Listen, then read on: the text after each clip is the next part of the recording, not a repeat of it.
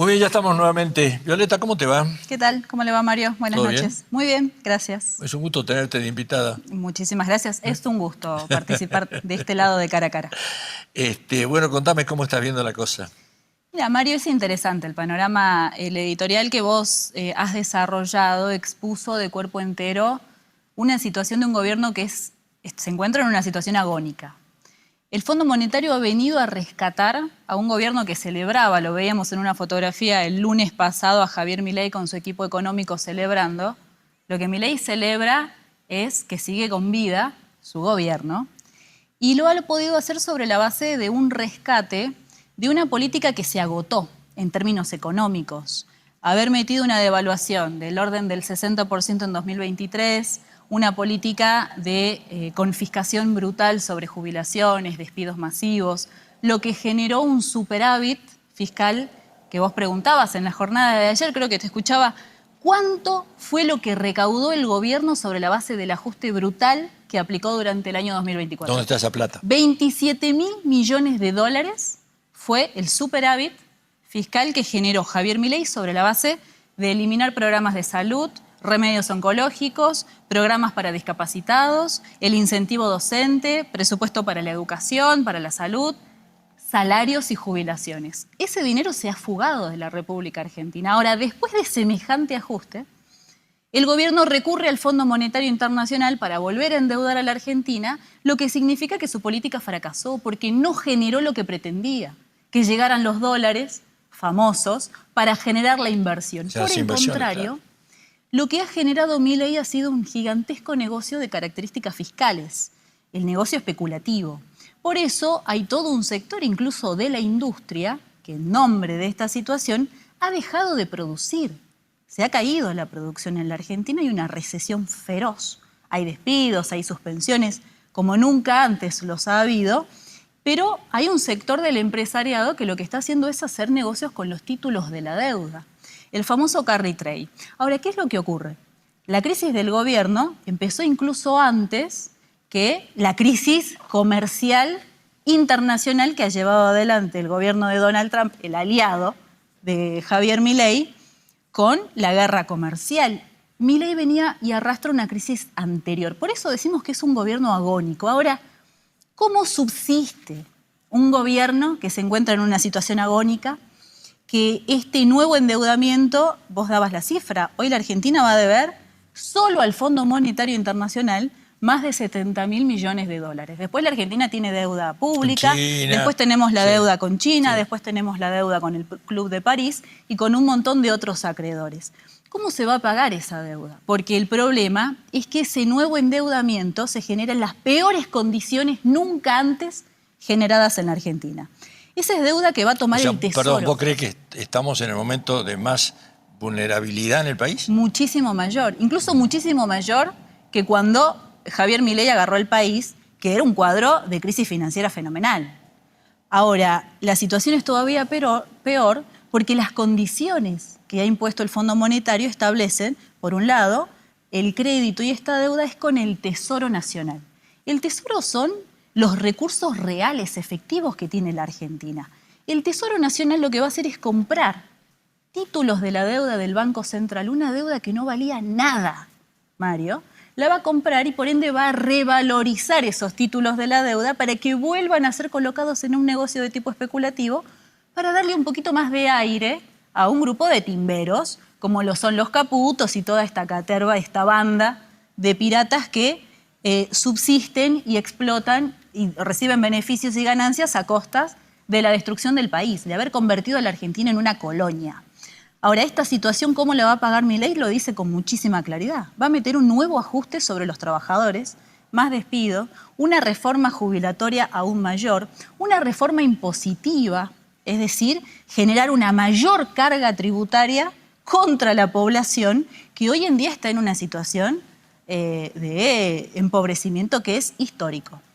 Vemos todos los días la caída del consumo en los grandes supermercados. Nuevamente, los datos de la inflación muestran que estamos en un periodo en el que la inflación va a empezar a crecer de nuevo.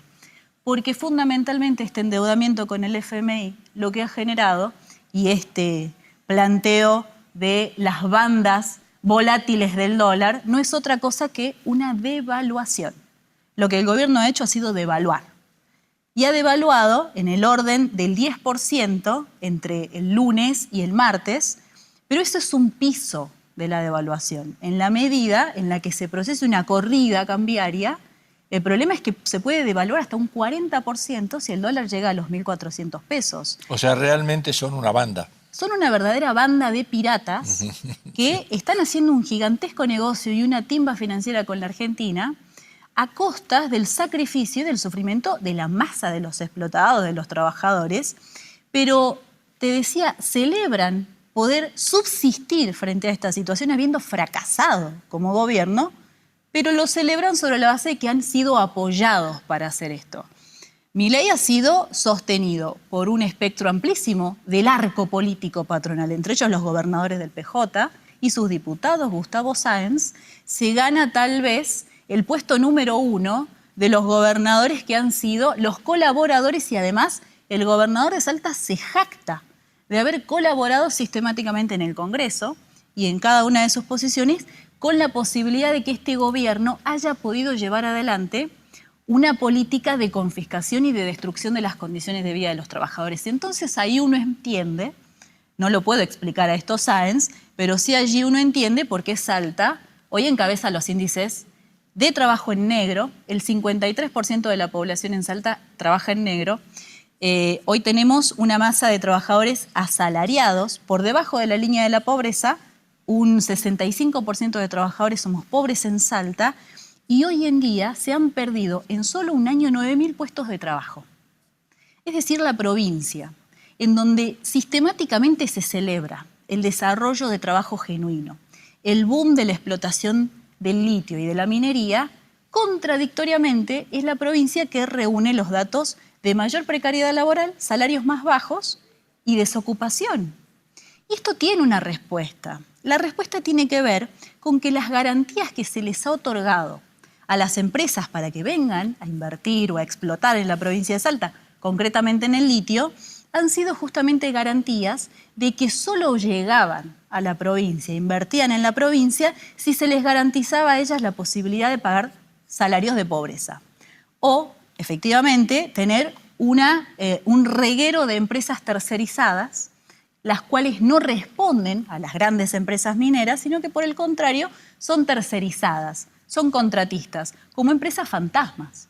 Hace algunas semanas atrás hemos visto la noticia de más de 180 trabajadores de Salta y Tucumán que quedaron de un día para el otro despedidos de una de las empresas tercerizadas, de una de las grandes empresas mineras, de Ganfeng.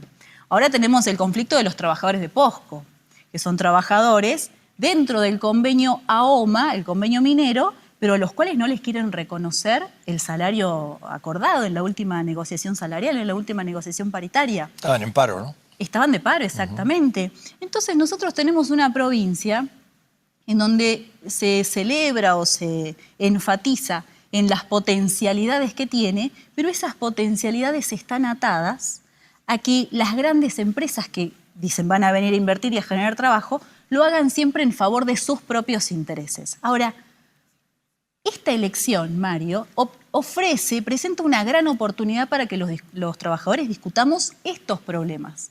¿Cómo enfrentamos la devaluación brutal del 10% que se acaba de aplicar después de una inflación del 3,7% que va a ir en escalada? ¿Cómo los trabajadores hacemos de este escenario electoral un escenario en el que vamos a ir a discutir que lo que se tiene que priorizar en el escenario de crisis que atraviesa la Argentina y la provincia de Salta es el salario, igual al costo de la canasta familiar, es la defensa y la garantía de las jubilaciones, el 82% para los jubilados, que se tiene que garantizar el desarrollo de la obra pública, cuando el gobierno nacional, para pagarle al Fondo Monetario, va a seguir condenando a la obra pública. Ahora, fíjate qué curioso, Sáenz, que le ha dado los votos sistemáticamente al gobierno de Milei y en este nuevo endeudamiento también se los ha dado en el Congreso con sus diputados, volvió a anunciar un acuerdo con el gobierno nacional para llevar adelante las obras que hasta acá Nación no ha financiado. Bueno, quiero ver, porque esas obras y ese financiamiento está condicionado al pago de la deuda. Entonces Sáenz ha condenado realmente la posibilidad de que se desenvuelvan las obras públicas, porque él le ha dado los votos a Milei para que la masa de los recursos en la Argentina no vayan a la obra pública, no vayan a los jubilados, no vayan a los hospitales, sino que vayan a pagarle a la deuda. Ahora, yo te voy a hacer una pregunta que va más allá, ¿no? De todo esto que vos estás mencionando, que lo comparto en mucho. Y me pongo un poco en el lugar de los gobernadores de provincia. Vos viste lo que le pasó al gobernador de La Rioja, ¿no? El gobernador de La Rioja se puso de entrada en contra del gobierno nacional, que es un gobierno extorsionador, como son casi todos los gobiernos. O sea, vos dame esto, dame el voto y yo te doy tal obra, dame esto y yo te doy tal obra. Yo decía el otro día en la radio que las obras que le dieron al gobierno, una se llama Outes, la otra se llama Caletti, la otra se llama la señora de Cerrillo, ¿cómo se llama? Vega, ¿no? O sea, tienen nombre y apellido las 3 obras que le dieron, porque son los 3 votos que le hacían falta en el Congreso de la Nación, y se los dio. Ahora, yo creo que al gobernador, esta es la sensación que yo tengo, ¿no? de los años que uno está transitando en esto, le quedan 2 alternativas. Le cortan el chorro definitivamente y lo que tiene que hacer es que hizo La Rioja, o sea, volveríamos a la época del bono, de cancelación de deuda. Seguramente eras chiquita, pero te lo debes acordar. Lo recuerdo, Sos sí. una mujer que lee. Bueno, Roberto Romero no tuvo más alternativa que sacar un bono de cancelación de deuda, que era una moneda que corría solamente en Salta y con eso le pegaban a los empleados públicos y el comercio se la recibía. ¿Por qué? Porque no tenían un peso de coparticipación. Ahora, a nosotros creo que como provincia nos hubiesen quedado 2 alternativas, me parece. Una es la que hizo Sáenz y la otra era volver al bono de cancelación de deuda, porque si no, ¿con qué mantiene la provincia? O sea, ¿cómo hacemos cómo se hace para poder pagarle a todos los empleados de la administración pública, a la policía, mantener el sistema de salud, mantener la educación y además hacer obras? Es prácticamente imposible. Y un gobernador, si no hace todo eso, pierde la elección. O sea, bueno, yo no conozco a ninguno que se suicide, ¿no? No, fundamentalmente el problema es que el gobernador de la provincia, sí, en nombre del sostenimiento de esta política de confiscación y extorsiva, está llevando al suicidio a la masa de los trabajadores, o mejor dicho, los está llevando al abismo. O está colaborando. Es decir, sí, los está arrastrando al abismo, no se está arrastrando a los salteños al abismo, porque Salta no ha mejorado en relación a su situación en el pasado, está peor, habiéndole garantizado al gobierno de Milei todo lo que usted dijo. Es decir, uno podría decir, bueno, me extorsionan, pero en realidad después sí viene algo a la provincia. No ha llegado nada. Es que la provincia está en condiciones aún peores al pasado. Lo que pasa es que no se puede confiar en los extorsionadores. No, pero bueno, el gobernador se jacta de haber sostenido este gobierno. Entonces, no se lo ve bajo ningún punto de vista en una posición incómoda. A Gustavo Sáenz de ninguna manera, porque en última instancia, en lo estratégico, tienen una posición común. Javier Milei ha sido el presidente que les ha garantizado a las grandes empresas, a los grandes bancos, a los especuladores de la bolsa, les ha garantizado la destrucción de derechos laborales históricos en la Argentina, les ha garantizado la destrucción de las jubilaciones, les ha garantizado un negocio especulativo gigantesco. Entonces están a gusto en ese punto. Por eso, usted en la editorial decía algo que para mí es interesante y lo quiero retomar. Es en este cuadro de situación, a diferencia de lo que plantea el gobernador Gustavo Sáenz, lo que hay que hacer es rebelarse. Porque si no, Gustavo Sáenz, ¿qué hace? La coparticipación que no llega de Nación la ha volcado en la confiscación del salario de los trabajadores estatales, que hoy están completamente empobrecidos y solo en el 2024 perdieron un 30% del valor de su salario. Ahora eso súmele un 10% de la devaluación y un 8% y pico, 8 y pico por ciento de la inflación en los últimos 3 meses. Hoy los trabajadores estatales en la provincia, y los privados indudablemente, han perdido como en la guerra por el salario. Entonces, frente a esa situación hay que hacer todo lo contrario a lo que hace Sáenz. Nos tenemos que rebelar los trabajadores. Y para rebelarnos, lo que tenemos que disputar es una agenda propia. Cuando vamos a un proceso electoral a discutir, qué plantean unos, qué plantean otros, lo que tenemos que discutir los trabajadores, y es la intención de política obrera, es que se discuta una agenda que haga al interés del mundo de los que vivimos de nuestro trabajo, que hoy en día está siendo atacada sistemáticamente, fundamentalmente por los candidatos de Sáenz, que pretenden llegar a la legislatura o permanecer en la legislatura y en los consejos para seguir refrendando la política de confiscación salarial, de destrucción de los derechos laborales. Eso es lo que hay que patear. Hay que patear el tablero y hay que imponer una agenda que represente el mundo del trabajo. O sea, entonces vos estás totalmente de acuerdo con lo que yo le decía a Nani. Yo le preguntaba a Nani si ustedes, como candidatos a diputados que van en primer término, son conscientes de la responsabilidad que tienen ante la gente de poder representarla y sentarse en una banca para poder decir esto desde una Cámara de Diputados o de un Senado. Nuestra intervención en la Cámara de Diputados indudablemente va a tener el propósito de quebrar con este monopolio de los intereses de las patronales. Pero para eso se tiene que hablar, se tiene que decir. Indudablemente, claro. Pero eso va a ir de la mano, en nuestro caso, de una organización real, de una organización política, de una organización de los trabajadores, que en la provincia de Salta particularmente es necesario que se reconstruya. En Salta tenemos que volver a construir una referencia política de oposición en términos antagónicos al gobierno. Pero esa es la responsabilidad que ustedes tienen. Indudablemente es una tarea que nosotros nos colocamos como desafío, pero que sin lugar a dudas es una convocatoria también a los trabajadores a que la desenvolvamos juntos. No solo el 11 de mayo, votando a Política Obrera, para que podamos tener bancadas socialistas en la legislatura, sino fundamentalmente todos los días en la construcción de un partido de trabajadores en Salta. Ahora, esto ya lo hemos hablado en otra oportunidad, ¿no?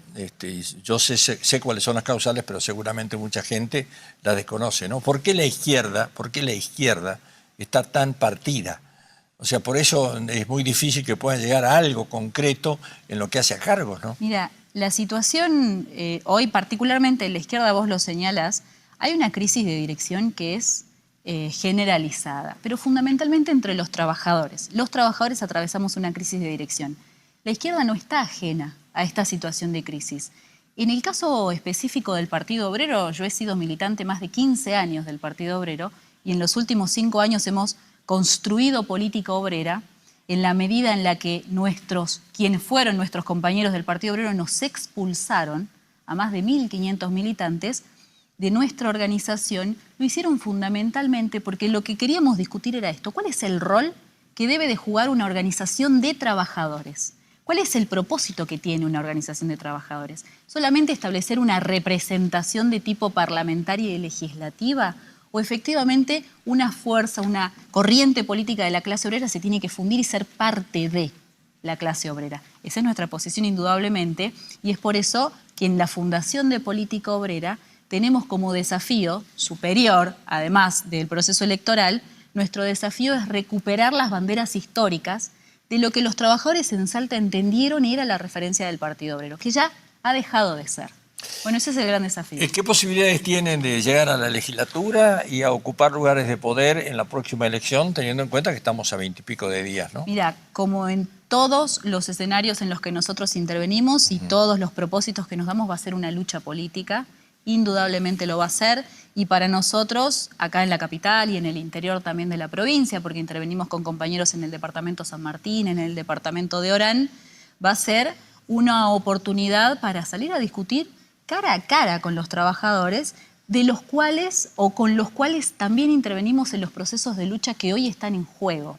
Entonces, para nosotros el método es ese, es discutir de frente, advertir, señalar las dificultades y los problemas que tenemos que superar los trabajadores, pero fundamentalmente entender que una intervención y una conquista, una bancada en la Cámara de Diputados también va a significar un llamado de atención y un refuerzo para todos los procesos de lucha que hoy en día están planteados, de que efectivamente se puede. Al gobierno se lo puede derrotar, y no solo se lo puede derrotar, sino que lo tenemos que derrotar para acabar definitivamente con esta sangría y este sufrimiento sistemático al que nos llevan.